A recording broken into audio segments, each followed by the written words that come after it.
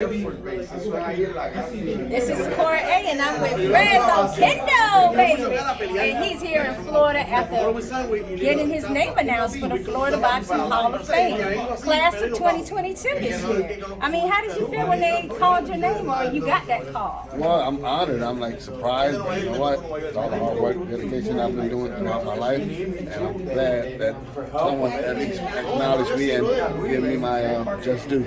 Well, we know that you're doing hard work, the work that a lot of people wouldn't be able to do in Chicago with your youth program. Can you tell us a little bit about that? Oh, that's my passion. You know, I was one of those kids at age 13 when I started boxing.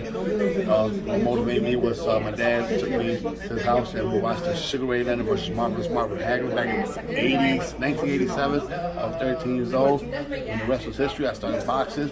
And, you know, I was one of those kids that needed a system. Boxing taught me discipline. And here I am today, you know, years later, helping at-risk youth, you know, after I succeeded in my career. And that's what I do at the moment with programs throughout the city of Chicago. Well, definitely you've earned the spot here in this class this year. I know that you didn't actually feel like you were going to be retired at this point. Or are you still retired? Are you?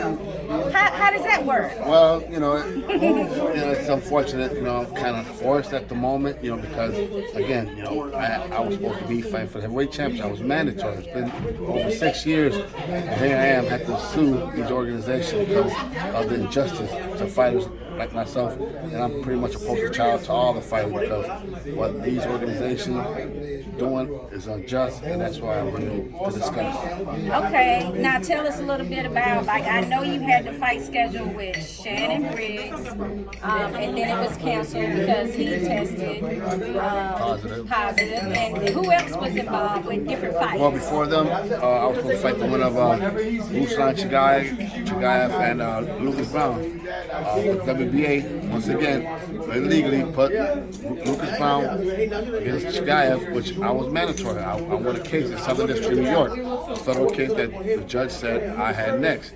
Unfortunately, they skipped me again. They fought Lucas Brown. Lucas Brown ended up knocking out Chagayev in the 6th round, so I was the mandatory challenger. Lucas Brown ended up testing positive with steroids, so here I go again. Title was vacant, you know, and I'm sitting and waiting. So next available contender was Shannon Briggs. Shannon Briggs, 2017, we were supposed to fight at the Hard Rock Casino in Hollywood. He tested positive for steroids. So, you know, round 2, then he's out the game. Now they were supposed to have me fight Marcus, what's his name, and the Char tested positive with steroids.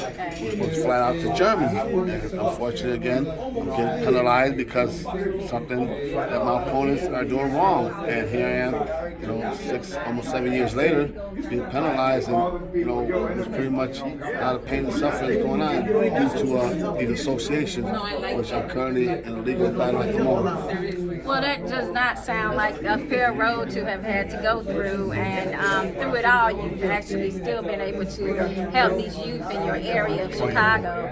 So that's like, you know, just telling us how much of a heart and how much perseverance you have.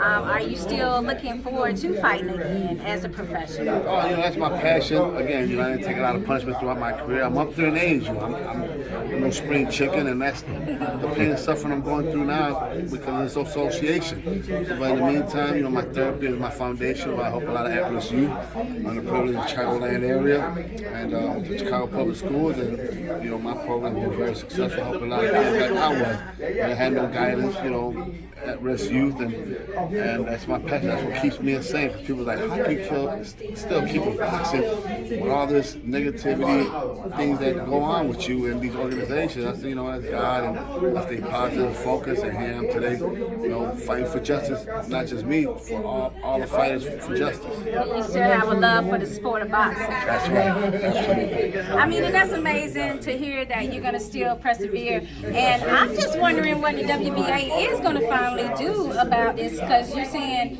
it's still in the legal system? Yes, actually, they got an answer to my complaint next week, January the 14th. So time is ticking. So they, you know, hiring counsel and, you know, scrambling because at the end of the day, it's been going on for over a year since I filed my complaint. They haven't answered, which is strange. What can they answer? I mean, everything when I put my complaint, which you all will read soon, is devastating to them. I mean, it's nothing they can say to try to protect themselves. So it's going to be very interesting to see on the 14th what they're going to say. Well, we definitely wish you lots of luck, but you know, we can't be too upset because Florida, we do have a new Hall of Famer in you that couldn't have happened despite anything that any organization tries to do to you. You know, you still got that favor. So, congratulations. Thank you so much for having me. It's such a beautiful. All right, y'all. And I mean,